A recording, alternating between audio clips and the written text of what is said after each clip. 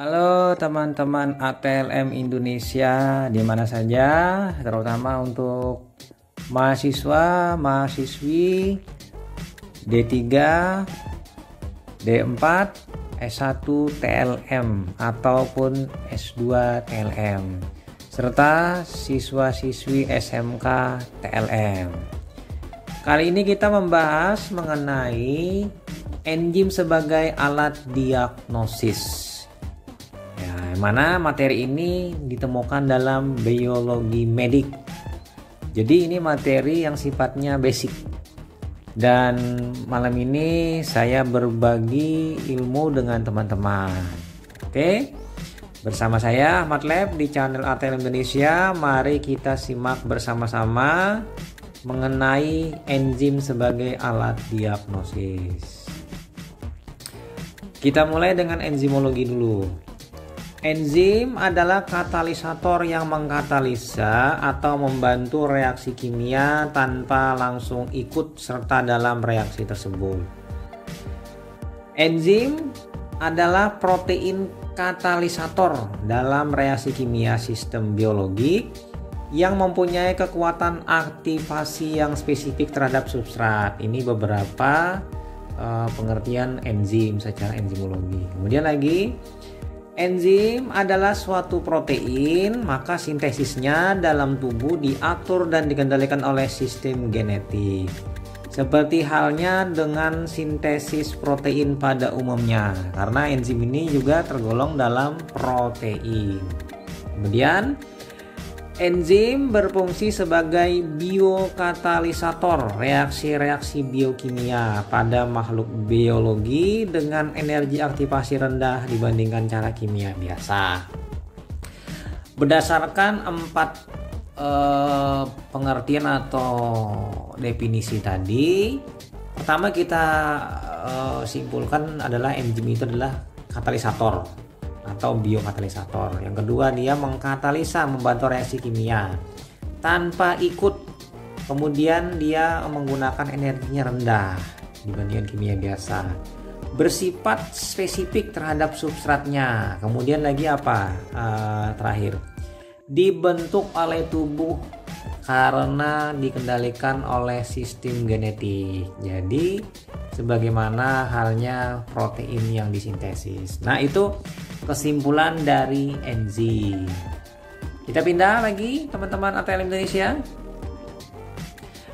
Enzim lower reaction activation energy. Nah, ini kita bisa melihat di sini enzim itu dalam reaksi aktivasinya itu dia menggunakan energi sangat rendah. Nah, sekarang kita bedakan, tanpa enzim suatu laktosa dipecah menjadi 2 bagian, yaitu glukosa dan galaktosa. Maka perlu energi aktivasi yang cukup besar tanpa enzim. Jadi di sini enzim nanti dia memangkas energinya. Nah, seperti itu. Nah, kita bandingkan dengan ini dengan enzim, jadi tidak perlu susah payah.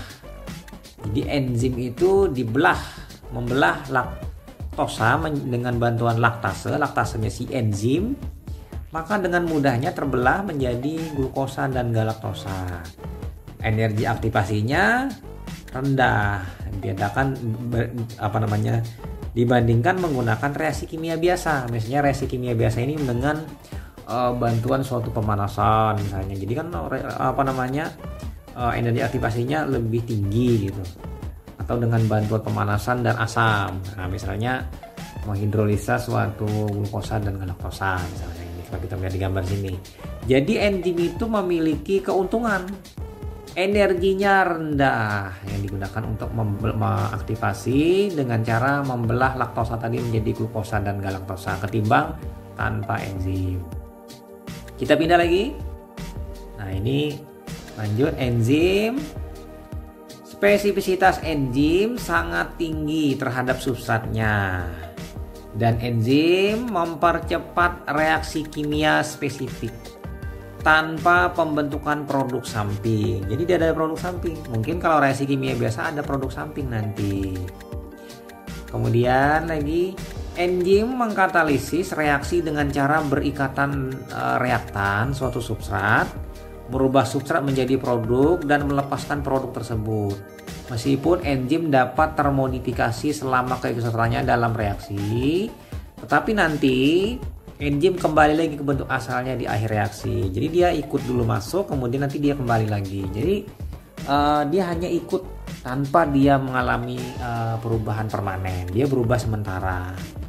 Lanjut lagi, kita melihat enzim action, aksi enzim. Jadi mulai dari enzim itu berikatan di bagian active site, jadi tempat perikatannya dengan molekul substrat. Lalu terbentuklah kompleks enzim substrat.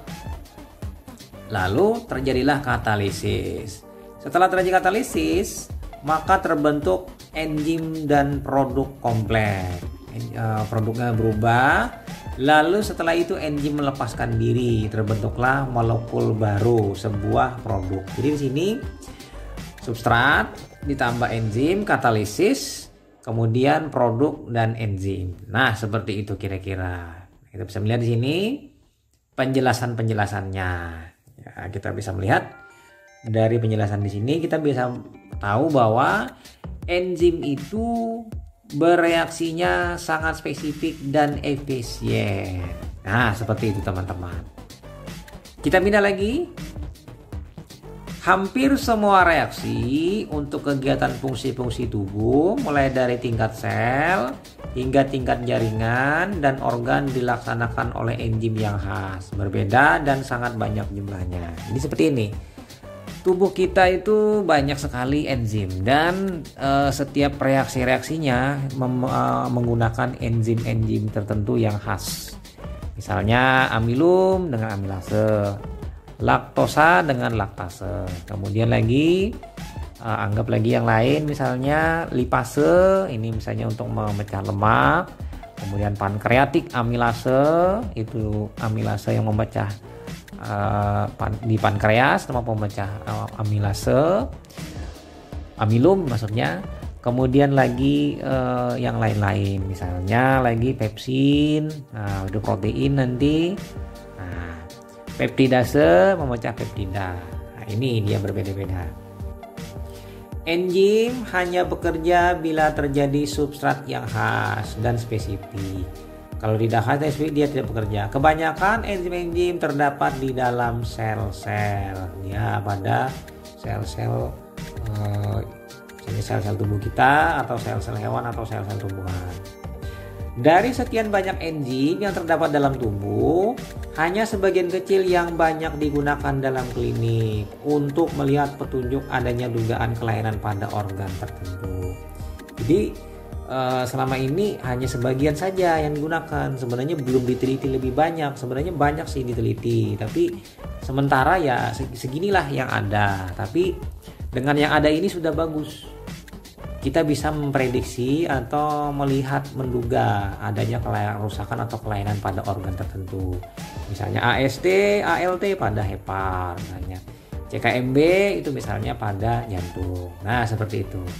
Kemudian lagi, kondisi normal, enzim-enzim dalam plasma memiliki konsentrasi tertentu yang dalam batas normal merupakan konsentrasi kecil. Konsentrasi enzim dalam plasma atau serum yang meningkat merupakan indikator adanya kelainan pada organ tertentu. Karena lepasnya enzim karena terjadi kerusakan atau kebocoran pada si plasma sel-sel asal yang produksi. Jadi bila enzim tadi lepas masuk ke dalam plasma, itu diperkirakan kebocoran sitoplasma sel-sel yang memproduksinya.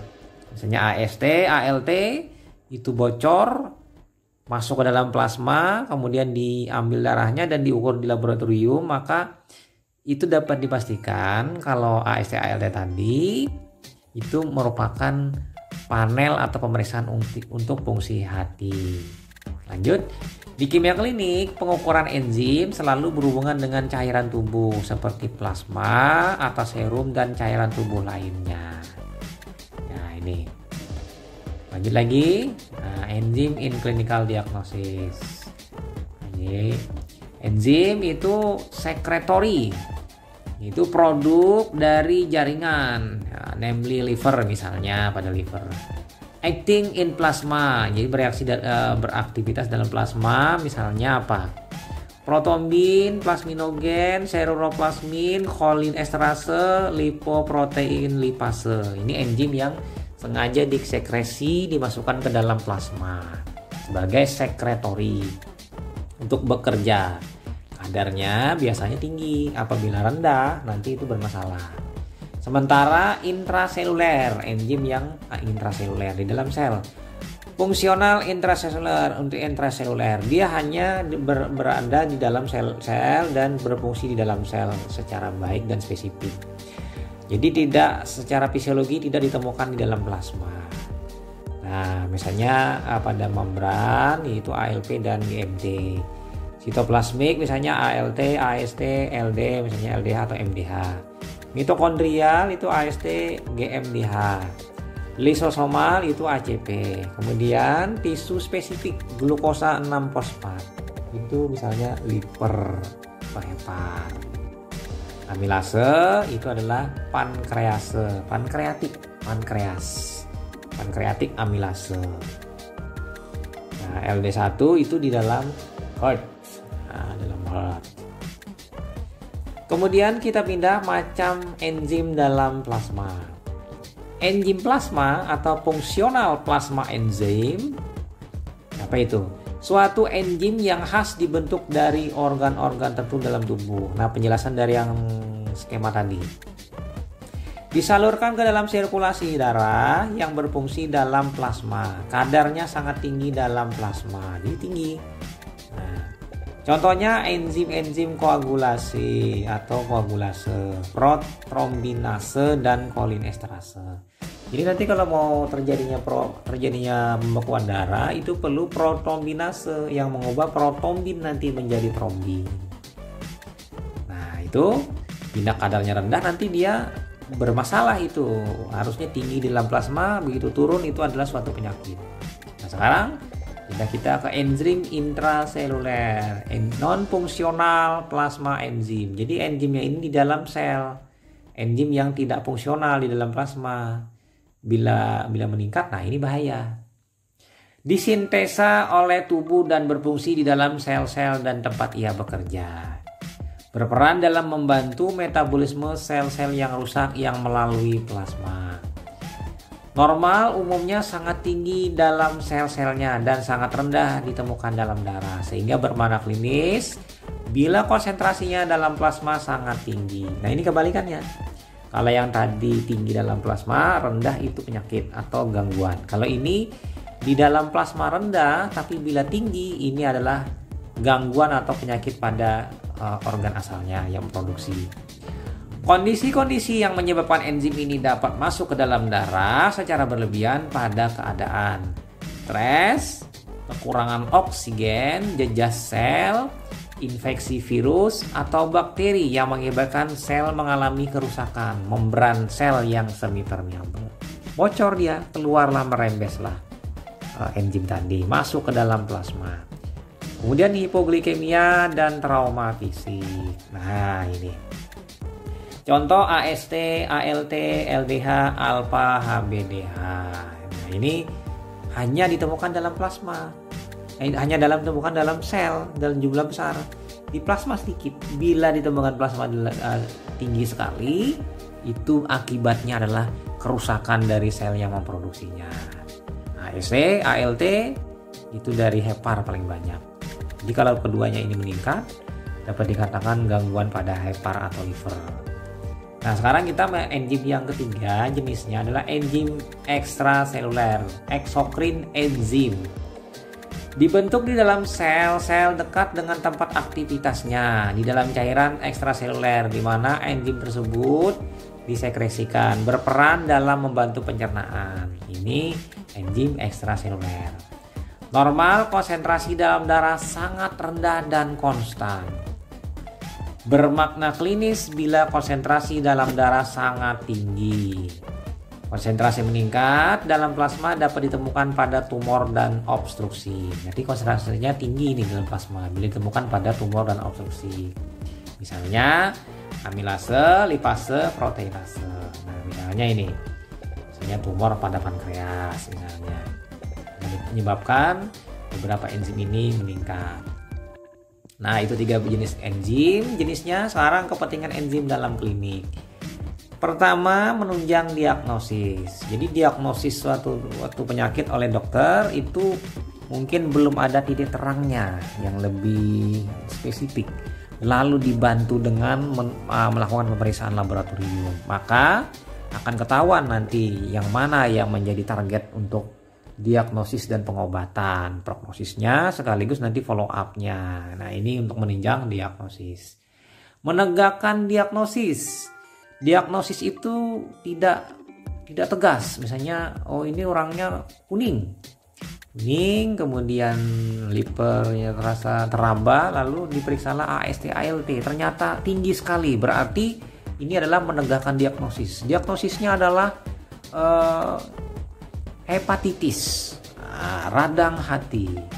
Kemudian membantu diagnosis banding terhadap suatu kelainan. Jadi diagnosis banding, kita periksa enzimnya, ternyata setelah kita periksa ternyata yang meningkat itu adalah AST, ALT-nya normal. Lalu kita periksa LDH meningkat. Nah, ini masih bingung lagi. Apakah karena di hati yang mengalami gangguan karena AST? Lalu periksa lagi CK NAC dan CKMB. Ternyata di panel pemeriksaannya ini kita bisa membedakan, oh ini kelainan pada jantung. Nah, atau juga kita diferensiasi AST dan ALT, kita gabung panel. Apabila AST yang lebih tinggi maka itu kelainan hepar kronis. Tapi bila ALT yang lebih tinggi dibandingkan AST maka ini pada kasus akut. Karena apa? ALT itu di sitoplasma, mudah sekali keluar dari sitoplasma hepar. Sementara AST itu di dalam mitokondria. Jadi diguncang selnya itu awal-awal keluarlah ALT. Bila sudah kelamaan diguncang kronis maka keluarlah dari mitokondria itu AST. Ini misalnya untuk membantu diagnosis banding suatu kelainan. Kemudian mengetahui lokalisasi kelainan atau gangguan. Nah, ini tadi kita sudah AST ALT pada lokalisasinya pada hepar misalnya. Kemudian mengetahui etiologi penyakit. Nah, penyebabnya apa? Misalnya keracunan zat kimia atau hepatitis B atau hepatitis A. Misalnya etiologinya seperti ini. AST ALT-nya 1200. Lalu diperiksa, oh ternyata ini hepatitis A. Karena hepatitis A biasanya AST ALT sangat melonjak. Beda dengan hepatitis B misalnya, yang mana hepatitis B itu tidak terlalu melonjak tinggi. Atau juga memeriksanya ini untuk hal-hal lain misalnya. Nah, ini kita bisa melihat di sini etiologi penyakit. Kemudian meramalkan prognosis. Jadi dengan memeriksa enzim ini kita bisa melihat prognosisnya apakah baik atau buruk. Kalau baik itu baik artinya menuju penyembuhan. Kalau prognosis buruk berarti ini risikonya akan menuju penurunan hingga pasiennya mengalami gangguan, bahkan mungkin bisa menyebabkan kerusakan yang berat hingga kematian. Misalnya ini prognosis baik dan prognosis buruk. Kemudian men-follow up suatu terapi pengobatan. Nah, jadi pengukuran AST, ALT itu misalnya 800 dan 700, diberi obat, lalu diperiksa lagi turun menjadi 500. Beri obat, periksa lagi turun menjadi 200. Diberi obat, lalu turun lagi menjadi 60 dan 40. Dan kembali normal. Ini adalah follow up suatu terapi pengobatan. Jadi bisa dilihat pemeriksaan, karena dengan menurunnya enzim tadi berarti terjadi proses penyembuhan dari sel penghasil enzim tadi, misalnya di dalam hepar. Nah, kemudian lagi kita pindah ke pemanfaatan enzim sebagai alat diagnostik.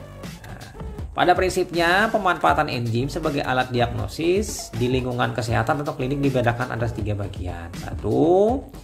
Enzim sebagai petanda atau marker dari kerusakan suatu jaringan atau organ akibat penyakit tertentu.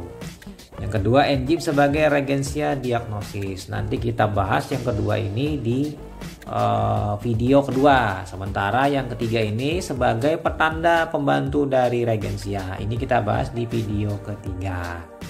Oke teman-teman, jangan lupa dulu subscribe channel saya. Oke lanjut, sekarang kita masuk ke yang pertama. Enzim sebagai petanda atau marker dari suatu kerusakan jaringan. Nah, ini penggunaan enzim sebagai petanda dari kerusakan suatu jaringan mengikuti prinsip secara teoritis. Enzim intrasel seharusnya tidak terlacak di cairan ekstrasel dalam jumlah yang signifikan. Nah ini, jadi dia kadarnya rendah atau sangat rendah. Ada batasnya nanti, ada batas cut up-nya. Bila naik dia berarti gangguan di jaringan. Kemudian lagi, adanya enzim ekstrasel disebabkan oleh adanya sel yang mati. Nah, ini jejas. Jejasnya nanti jejas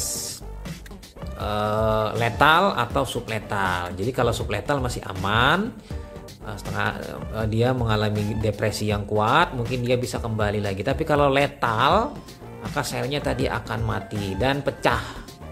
Bila pecah, keluarlah enzim tadi masuk ke dalam darah sehingga mengeluarkan isinya enzim ke lingkungan atau ekstrasel, namun jumlahnya sangat sedikit dan tetap. Nah, kemudian lagi, apabila enzim intrasel terlacak di dalam cairan ekstrasel dalam jumlah lebih besar dari yang seharusnya atau mengalami peningkatan yang bermakna atau signifikan, maka dapat diperkirakan terjadi kematian yang diikuti oleh kebocoran akibat pecahnya membran sel secara besar-besaran. Nah, ini dia. Kemudian kita pindah, enzim sebagai petanda atau marker dari kerusakan suatu jaringan. Ini yang bagian keduanya. Kematian sel ini dapat diakibatkan oleh keracunan bahan kimia yang merusak tatanan lipid bilayer. Kemudian kerusakan dari akibat senyawa radikal bebas, infeksi virus, atau berkurangnya aliran darah sehingga lisosom mengalami lisis dan mengeluarkan enzim-enzimnya. Nah, ini hal-hal yang penyebabnya. Kemudian bisa juga atau terjadi perubahan komponen membran sehingga sel imun tidak mampu lagi mengenali sel-sel tubuh dan sel-sel asing. Dan akhirnya menyerang sel tubuh, penyakit autoimun dan mengakibatkan kebocoran membran. Nah, ini lagi. Peningkatan jumlah alanin aminotransferase (ALT) serum hingga mencapai 100 kali lipat, misalnya normalnya 1 sampai 23 sampai 55 U/L, menunjukkan adanya infeksi virus hepatitis. Nah, ini. Lanjut lagi. Sekarang kita pindah ke fungsi diagnostiknya. Nah, kita bahas enzim plasma fungsional. Nah, tadi kan kita bahas ada enzim fungsional dan tidak fungsional. Nah, sekarang yang fungsionalnya. Pertama, kolinesterase (CHE).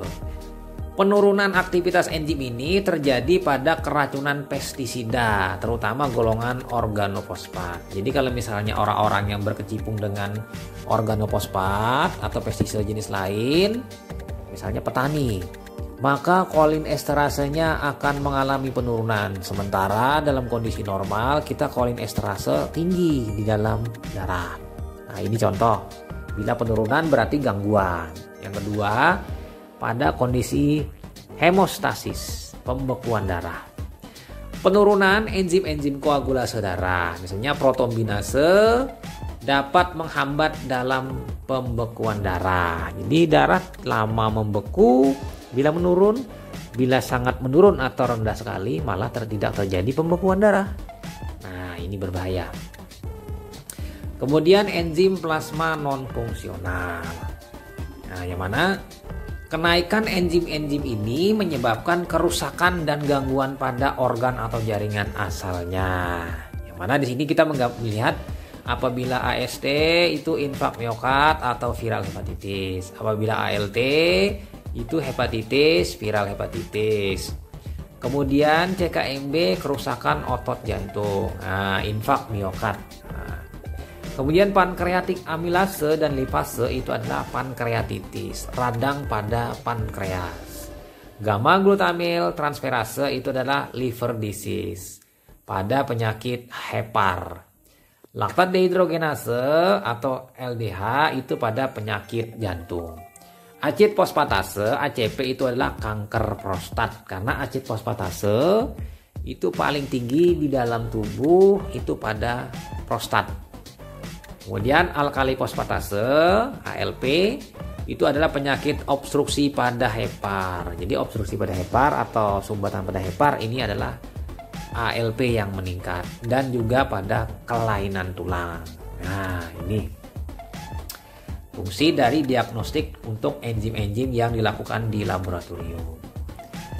Nah, itu saja video tahap awal bagian 1 mengenai enzim sebagai alat diagnosis laboratorium.